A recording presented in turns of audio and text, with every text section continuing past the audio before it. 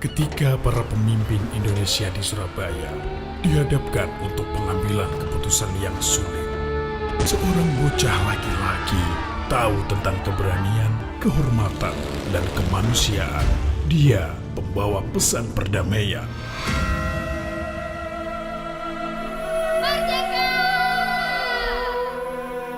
Battle of Surabaya.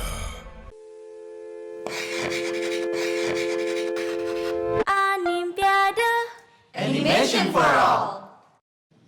Halo, selamat datang di Animpiade, channel animasi Indonesia bersama dengan saya Nityanto Yudo. Di Other Side of Animation, hari ini kita akan ngobrol-ngobrol dengan Mas Arianto Yuniawan dari MSV, Mataram Surya Visi yang ada di Jogja. Dan kalau Anda kenal dengan film yang tadi di awal, Battle of Surabaya. Halo, apa kabar Mas Ari? Alhamdulillah. Alhamdulillah. Sehat? Sehat. Walaupun kondisinya seperti ini ya. Iya.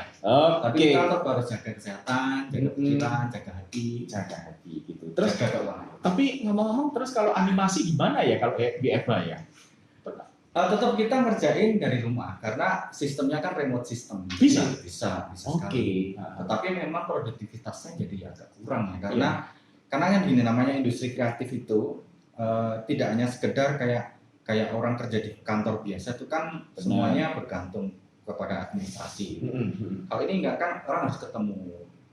Kita merasakan auranya, kita merasakan kayak dari sisi humanity-nya. Iya. Kan kita ngerjakan sesuatu yang sifatnya sangat sangat kreatif dan natural gitu. Iya. Ya ketemu itu paling efektif. Benar. Walaupun Sebenarnya ada Zoom atau istilahnya kayak teleconference, tetap rasanya beda ketika kita ketemu langsung. Nah, Oke. di industri ini harusnya kita ketemu. Some gitu. of mereka beberapa studio yang saya lihat waktu kemarin ngobrol-ngobrol dengan beberapa teman-teman pelaku animasi, terutama yang punya studio production house gitu, mereka ada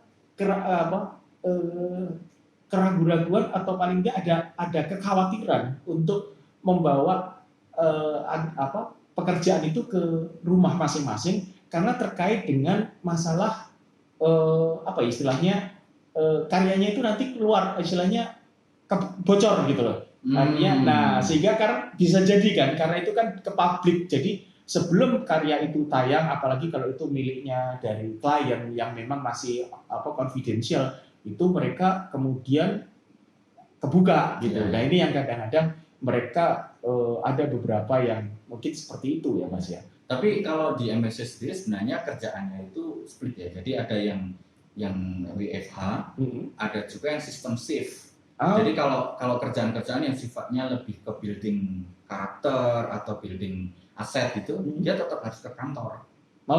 Tetapi kalau sifatnya lebih ke dia pengaturan, set dress, dan sebagainya, itu dia bisa bisa lakukan remote. remote karena hanya remote saja. Jadi file-file tetap aman di server, tidak mungkin karyawan bisa ambil karena juga security-nya benar-benar Ya. diatur. Itu itu ya. ya, jadi yang paling penting adalah security system Sistemnya. gitu. Oke. Jadi nggak masalah kita mau WFH, mau apa bekerja di namanya? mana saja. Iya, tetapi yang jadi problem adalah kita membawa soul untuk ketika kita membicarakan seseorang karakter tertentu gitu, itu akan lebih efektif ketika kita ketemu. Itu problemnya Iya. di situ sebenarnya. gitu ya.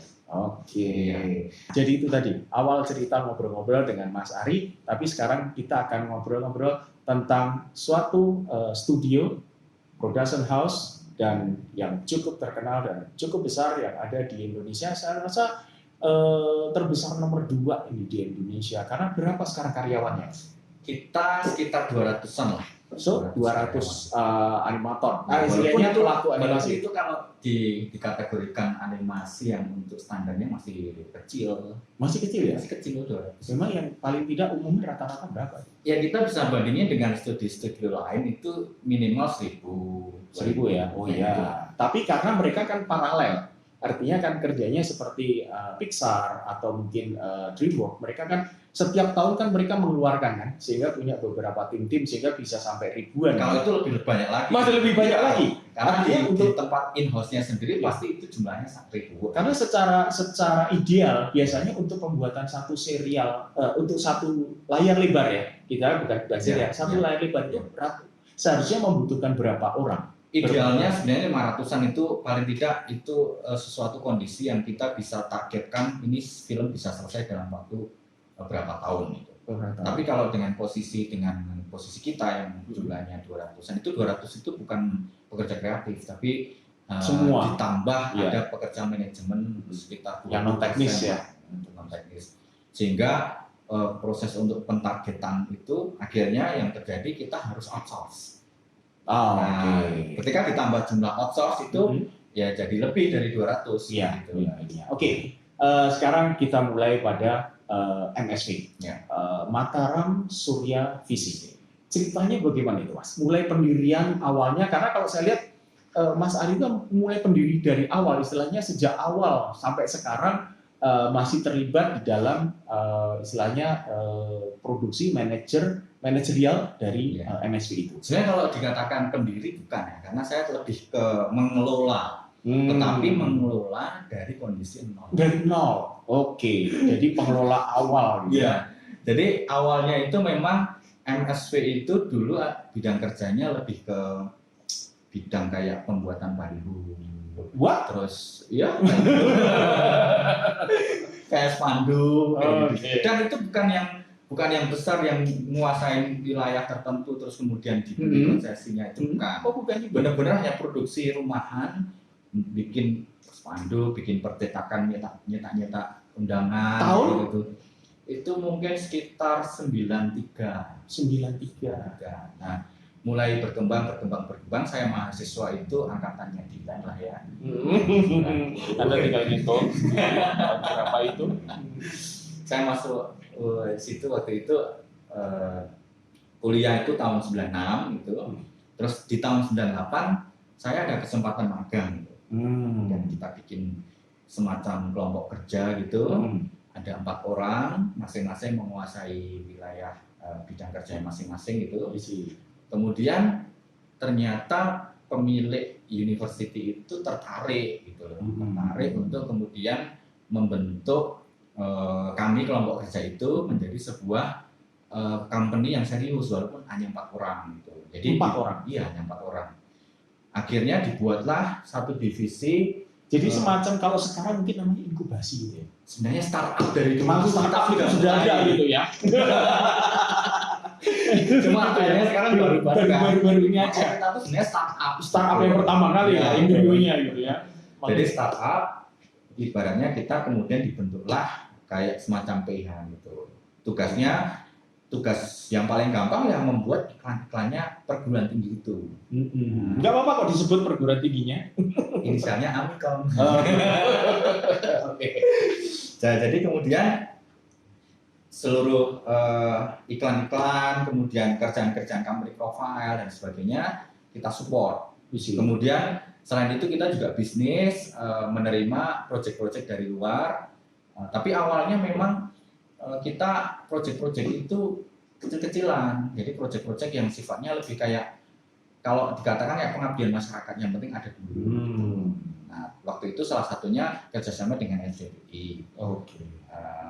Bukan dengan RCTI-nya langsung, tapi lebih kepada ada agensi RCTI untuk masuk ke sana. Kemudian kebetulan ada acara undangan Katon Bagaskara. Waktu itu dia sangat terkenal tahun 98 gitu. Oh iya, masih jaya. Kita bikinkan kayak bioprofil. Kalau sekarang itu kalau di film kayak biopic gitu. Tapi bioprofil siapa sih Katon Bagaskara dari awal sampai akhir. Nah, orang waktu itu belum kenal multimedia seperti kenal sekarang. Jadi ketika kita memunculkan itu, itu wow sekali gitu. Wow sekali. Akhirnya jalan akhirnya kita sampai dapat proyek dari Jakarta. Dari Jakarta, ya nilainya cukup lumayan waktu itu sekitar 200-an juta gitu. Lompat dari proyek hanya puluhan ribu atau ratusan ribu rupiah gitu. Kemudian masuk ke proyek ratusan juta. Nah, kita akhirnya dari 4 orang itu. Iya, dari 4 orang itu. Dan 4 orang itu akhirnya meritil. Retail karena yang satu akhirnya keterima di sebuah perusahaan yang ternama di bidang tambang gitu. Dia kalau bandingin MSV waktu itu ya nggak ada apa-apanya, kan akhirnya dia milih itu. Terus yang satunya meridil gara-gara dia ingin mengelola warnet sendiri. Oh. Terus yang satunya meridil gara-gara dia punya objekan marketing. Akhirnya tinggal satu. Jadi one man show akhirnya. Jadi one man show. Tapi one man show itu kemudian saya minta ke owner, aku tolong dong dibantu. Ada orang nggak? Akhirnya ada asisten lab. asisten. Jadi saya baca asisten lab. Gitu. Tahun 99 2000 lah itu. 2000. Ya. Nah, asisten lab. Terus proyek itu mulai tahun 2002 karena proses panjang kan itu. Proses panjang 2002 saya akhirnya dapat dengan 3 orang. Jadi saya 2 orang asisten mengerjakan proyek Jakarta yang nilainya 200-an juta. Tanggungan sih memang berat, bebannya berat. Tapi di situ kita dapat hikmah. Akhirnya kita dipertemukan atau dikenalkan dengan sebuah studio di Jakarta. Nah, akhirnya kita belajar di situ. Oh, ternyata bikin animasi seperti ini. Tapi bikinnya masih dengan kertas, di scan dan sebagainya itu. Akhirnya saya pulang ke Jogja setelah proyek selesai. Saya pulang ke Jogja, saya cerita pada owner. Ini kita ada loh peluang kayak gini, gimana mau dikerjakan enggak? Beliau belum yakin. Gitu. Akhirnya saya nyoba untuk ngumpulin teman-teman. Waktu itu karena kos saya dekat UGM, ya saya kumpulnya dengan orang-orang UGM. Waktu itu. Karena saya menyadari bahwa waktu itu Amikom itu ya is nothing lah.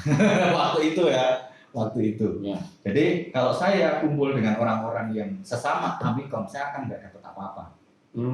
Jadi saya milih lingkungan di mana saya harus ketemu dengan orang-orang out of the box. Iya. Saya harus dengan orang-orang yang punya pemikiran-pemikiran yang lebih positif, yang istilahnya memang background mereka sudah dari lahir itu sudah pintar. makanya saya akhirnya di situ berkecimpung berhubungan dengan mereka. Akhirnya ada beberapa orang yang minat di dalam bidang animasi. Akhirnya kita coba istilahnya kita kolaborasikan itu, walaupun mereka rela untuk tidak dibayar.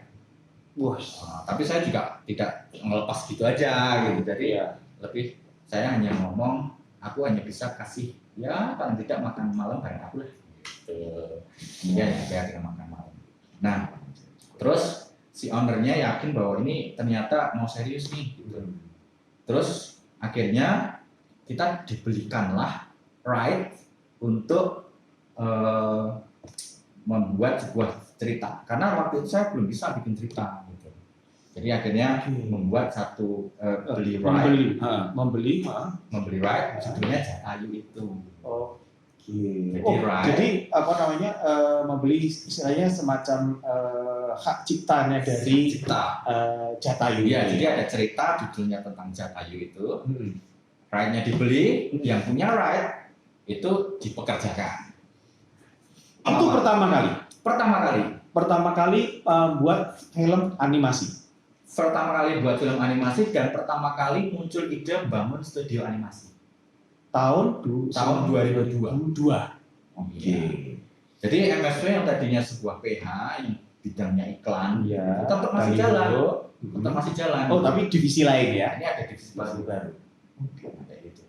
2005 ini belum jalan beres, kita harus nanganin lagi RBTV. Oh iya, di Jogja ada namanya RBTV. Ya, itu di istilah lahir atau pengambil alihan gitu ya? Enggak, kita membantu melahirkan. Karena acara pertama kali RBTV itu adalah news, di mana news itu kita yang ngelola pertama kali. Oh, jadi kebagi ya? Wah, ini jadi 3 bidang divisi yang kita harus pikirkan bareng. 2005. Itu semua di bawah MSP. Iya, betul. Nah, kemudian tetap jalan, akhirnya berkembang di 2002 itu kita ngerjakan Jatayu, tapi juga kemudian ada project IP juga dari owner. Waktu itu dikasih judul Petualangan Afgan untuk Petualangan. Nah, kalau yang Jatayu itu durasi berapa? 20 atau 30 menit saya lupa, tapi kira-kira dikerjakan oleh berapa orang? Itu mungkin hanya 5 ya. 5 orang. Jadi dalam waktu 3 bulan atau 4 bulan itu, 3 sampai 4 bulan. Nah, tapi ya kualitasnya memang enggak biasa aja lah gitu. Kalau dibandingin dengan Battle Surabaya ya beda. Oh ya. Dengan waktu itu juga akhirnya bikin Abdan kan. Petualang Abdan itu kayaknya ada beberapa seri. Ada beberapa seri gitu. Nah, kebetulan kan waktu itu cobalah ini kita kan sudah mulai bikin. Kira-kira ini laku nggak ya? Gitu kan. Akhirnya kita coba tawarkan ke beberapa stasiun TV. Ternyata tidak diterima. Sebentar, itu tahun 2002, 2005-an, 2005-an, 2006 lah. Ya. Itu kalau nggak salah itu masih benar-benar zamannya sinetron. Iya. Prasasti. Saya pertama kali ketemu ke Jogja, waktu itu juga diperkenalkan dengan Abdan itu soalnya. Nah itu, jadi sebenarnya itu potensial. Jadi waktunya yang nggak tepat istilahnya. Karena ketika Ipin Upin muncul itu ini kayak cerita kita ya. Cuma waktunya itu. Iya.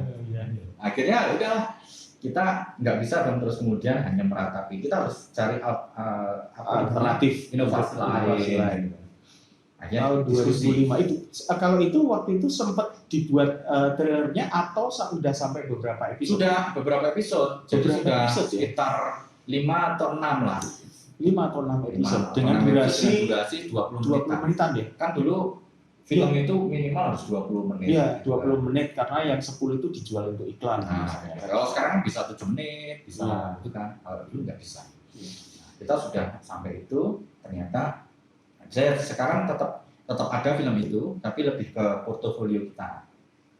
Oh, Karena jadi saya- hanya untuk membuat istilahnya portfolio saja ya? Ya, sementara untuk portfolio. Jadi sekaligus bahan untuk riset.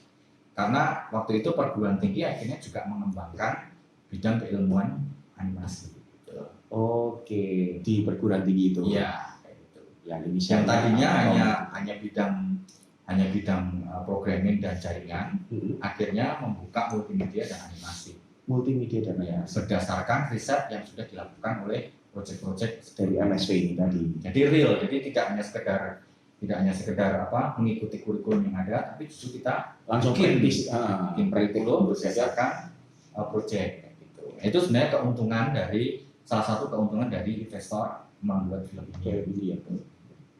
Kemudian karena ini dirasa belum cukup prospektif, akhirnya kita coba untuk sekalian berinovasi, memikirkan gimana ya kalau kita bikin layar lebar aja. Itu tindakan yang benar-benar menurut saya ya impulsif sporadis. kayak frustasi gitu ya. Frustasi Karena anyway tanpa ada satu istilahnya atau riset atau apa itu. ya, jadi benar-benar Yuk, itu bikin. jadi kayak spontan aja ya, kayak spontan. Gini kita bikin film lagi. Anda mau tiru? Jangan. Saya lihat di kamera. Anda mau tiru? Jangan. Pikir ulang ya. Jangan. Itu hanya satu kali terjadi. Iya. Jadi cukup satu kali satu aja. Jadi tapi untungnya begini, makanya ini penting banget nih. Ketika kita belajar untuk entrepreneur, mencari investor adalah mencari investor yang punya passion sama dengan kita. Catat. Buat Anda yang punya obsesi untuk bikin studi animasi. Ya, jadi kalau hitungan investor itu hanya seputar bisnis, itu selesai urusannya. Begitu film gagal, ya udah, hitung-hitungan aja gitu istilahnya. Udah double pay. Goodbye, besok nggak tak pakai lagi. Gitu. Tapi kalau passionnya sama, terus kemudian memang punya tujuan yang lebih besar dari itu. Katakanlah kalau secara klise yang bangun Indonesia, gitu. Itu pasti ini akan ada proses jangka panjang yang itu punya nilai-nilai yang kita bisa bangun. Ya. Tidak hanya bicara pada angka. Walaupun ujung-ujungnya juga akan masuk ke situ juga. Tetapi paling tidak bisa dibicarakan. Ya istilahnya gini lah. Kalau kita ngomongin bisnis, angka itu kan jadi relatif. Karena gini, kamu bikin film berapa? Katakanlah misalnya 1 miliar misalnya. Tapi kita punya duit 50 miliar, kan jadi murah 1 miliar. Ya. Gitu. Nah, jadi ibaratnya kok tenang-tenang aja investor gitu kan. Karena duitnya banyak gitu kan. Banyak dan punya passion yang Sama. gitu. Seiman. Gitu. Seiman. Akhirnya kita bikinlah, kemudian bareng-bareng ngerancang bikin layar lebar. Tapi waktu itu juga kita masih bingung nih bikin film apa ya gitu. Karena kita punya serial dari petualangan Abden itu ada salah satu tentang kepahlawanan. Kita melihat nih, kita belum tahu pasar waktu itu dan nggak ada riset sama sekali. Artinya ya udah kita pengen ini kita punya sesuatu lah untuk Indonesia. Waktu itu obsesinya masih idealis itu lah. Apa ya? Ya yang bisa menginspirasi apa? Kepahlawanan. Karena belum ada film Indonesia manapun animasi pahlawan. Yang kedua, belum ada film animasi Indonesia yang 2D. Nah, kita ngiranya yang waktu itu tayang di bioskop yang 3D itu adalah punya Indonesia, ternyata bukan. Nggak boleh disebut. Semua orang kayaknya udah tahu itu. Nah, ya kita coba bahwa ini adalah film animasi 2D pertama Indonesia. Kita klaimnya gitu dan itu benar kan? Maksudnya tayang di bioskop. Ya, karena yang itu 3D. Nah, itu kan 3D. Ya. Walaupun bukan film Indonesia. Apa namanya dulu? Sekarang jadi namanya apa ya? Dulu kalau dari Singapura namanya Sing to the Dawn. Namanya apa ya? Meraih Mimpi. Itu aku sih ngomong deh. Iya. Ya, makanya itu sebagai salah satu case study saya di kuliah. Enggak apa-apa. Nah, itu waktu itu akhirnya kita klaim bahwa Battle of Surabaya adalah film pertama animasi 2D Indonesia. Ya, kalau itu memang benar gitu ya. Layar lebar ya. Layar lebar yang tayang di bioskop di Indonesia. Terverifikasi. Ya. Ya kan? Yes. Terus kemudian tidak serta-merta kemudian kok yang pakai duit bikin film, enggak. Tetap walaupun duitnya banyak, tetap harus ada sesuatu yang logik gitu. Emang kamu bisa nih bikin visible gitu, ya untuk di bisnis. Aku punya duitnya, tapi emang kamu bisa gitu loh. Akhirnya kita gini, ya udah yang penting kita bikin karya dulu. Dari apa yang ingin kita lanjutkan untuk karya besar. Yang paling gampang adalah membuat semacam teaser dari karya film itu yang durasinya mungkin hanya 2,5 menit karena kan biasanya teaser mungkin lebih kurang dari itu, tapi kalau trailer kan 2,5 menit gitu. Akhirnya kita bikin 2,5 menit, kita namakan trailer Battle of Surabaya yang kita anggap bahwa filmnya sudah ada di dalam angan-angan. Iya. Sudah diinikan Battle of Surabaya ya. Tahun 2000 sekitar ide itu muncul di 2011. Catat ya. Karena kita melihat historikalnya bagaimana proses pembuatan Battle of Surabaya itu. Iya. Di 2011 kita mulai merancang film-film story untuk teasernya, terus gambar mana saja yang kemudian mau dimunculkan, karakternya seperti apa dan sebagainya. Kalau ngelihat trailer waktu itu yang pertama itu dengan Battle of Surabaya yang di film 180 derajat beda. Ini yang buat yang ngomong. Jadi ya benar-benar ada peningkatan teknologi. Temukan 10 perbedaan. Gak hanya 10, 100 aja. Oke. Jadi memang itu ya gimana ya namanya orang teknologi tingkat pemahaman harus gitu kan. Ya udah kita kerjain yang bisa aja. Tapi kemudian setelah film teaser itu mulai nampak, yang kita lakukan adalah kita masukkan ke lomba. Karena tidak ada jalan lain untuk sebuah verifikasi tanpa ada pengakuan dari pihak luar sistem gitu. Ya. Nah, cuma ngakuin film paling apik, tapi siapa yang ngakuin? Iya. Nah, itu kan harus diikutkan itu. Akhirnya ternyata dari 2002 sampai 2012 itu lombanya kan 2012. 10 tahun itu kita selalu ikut lomba nggak pernah menang. Nggak pernah menang. Tapi ada juga lomba yang waktu itu karena belas kasihan di Urban Animation. akhirnya petualangan Kapten muncul lah gitu Tahun lah. 2008 Ya 2008 kalau nggak salah itu. Ya minimal nominasi. Nominasi. Terus di 2009 sebenarnya juga kita pernah jadi juara 2 kalau nggak salah itu di Kementerian Perindustrian. Oh, industri ya. Ya. Oke. Wah itu udah senang sekali. Itu pertama kali saya Inkrefest ya? lupa namanya ya. Itu acaranya itu pertama kali saya salaman dengan Pak Yusuf Kala. Jadi saya salaman dengan Pak Yusuf Kala itu 2 kali. Dia ingat nggak? Kamu nggak ingat? Nah itu akhirnya di 2012 itu pertama kali dalam sejarah kita bisa mendapatkan juara. Walaupun mungkin itu juga jurinya sudah bosan dengan kita. Ini lagi. lagi ya menang wes gitu. Tapi filmnya beda-beda. Beda-beda. Jadi ini yang terakhir kita masukkan tuh ya trailernya Battle of Surabaya itu.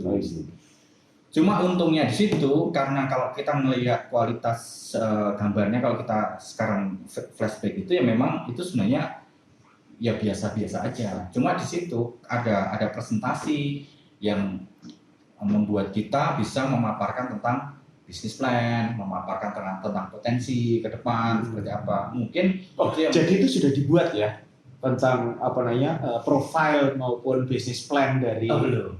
Battle of Surabaya. Belum. Itu tadi Belum.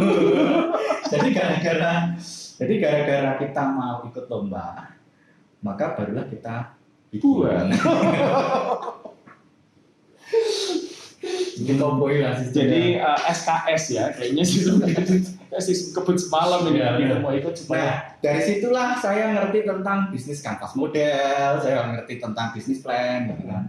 Karena kan memang awalnya saya ini benar-benar pure pekerja seni, jadi kreatif. Iya. Bidang ilmunya juga teknologi. Sekarang di masuk mana ke manajemen Nah, pengelolaan. kemudian saya dipaksa untuk kemudian masuk ke manajemen, pengelolaan uang, dan sebagainya. Iya. Nah, akhirnya dari situ kita kayak semacam belajar akhirnya.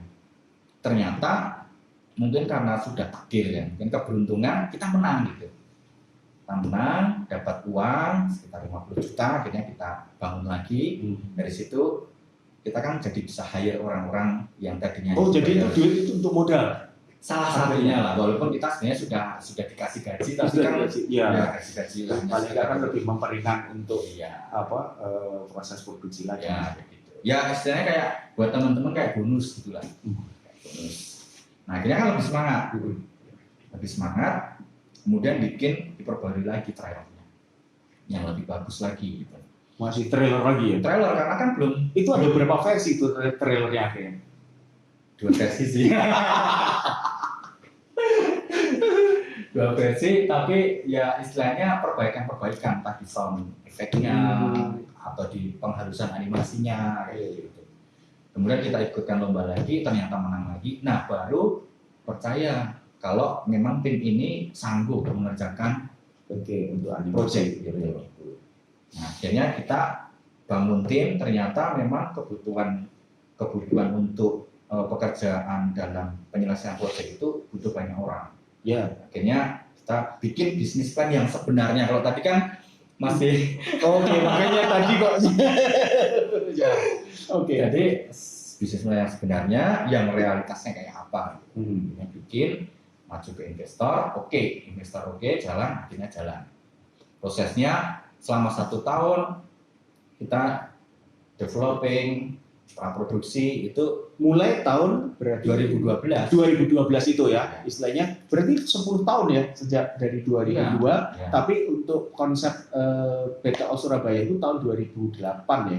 Jadi 2010 awal 10 awal sebenarnya 2010-2011. Nah, baru akhirnya ada investasi atau paling ada kepercayaan gitu. Ya belum percaya itu. Oh, itu masih belum percaya tuh. Kan percayanya 2012. Iya, makanya baru ada kepercayaan itu 2012 itu, 2 tahun. Iya. Untuk kemudian itu serius dijadikan film. Untuk menjadi film. Jadi investasinya ya biaya operasional harian aja, maksudnya bulanan gitu. Ya, rutin overhead. Nah, itu terus jalan. Artinya bisa dikatakan 2012 mulailah ya, artinya untuk membuat semacam satu karya layar lebar dua dimensi, mulai dari mimpinya mulai kelihatan gitu. mulai kelihatan, mulai terbentuk, terrealisasi gitulah. Terrealisasi bahwa ini sudah benar untuk membuat mulai itu. Mimpi saya waktu itu hanya aku pengen, mimpi saya dan Prof gitu ya. Waktu itu belum profesor. Jadi mimpi saya dan Pak Suyanto adalah tayang di bioskop. Kita nggak ngerti apakah itu sesimpel itu ya.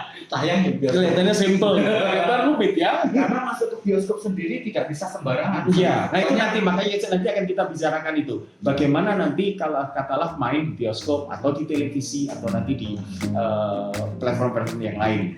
Nonton animasi.